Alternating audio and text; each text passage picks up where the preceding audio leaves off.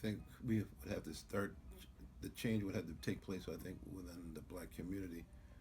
I always had this desire to see the community form its own fund, um, where it would pull our money into a fund that would help take care of the ills that beset us, such as foreclosed housing, building or rebuilding housing, putting it into education, a number of schools that are independent, that are doing a great work, giving them a grant to expand and do those the type of educational initiatives that will benefit our children, particularly as it relates to reading.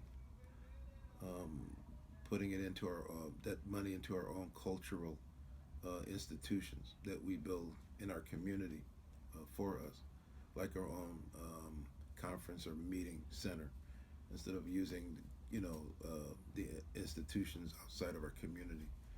Um, we have the wherewithal to do it. I mean, the money that we spend on insignificant things, we can just take five, $10, $15 of that and just put it into that fund. Put something in there like our own bank account. Every other week or every month, let it accumulate, and then take that money and put it to use in those institutions that will have a greater impact on our community. That's what I would like to see. Is that been done? Is that It's been talked about, yeah? but again, it comes down to unity and trust of one another in our community for that to happen. We have to make. I think we have to make the effort and try.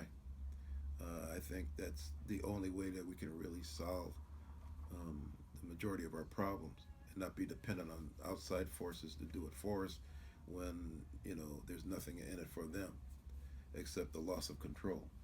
And I think having that money, being able to control it and channel it where we want, I think is to me is the best way to resolve our problems ourselves instead of depending on somebody from outside to do it.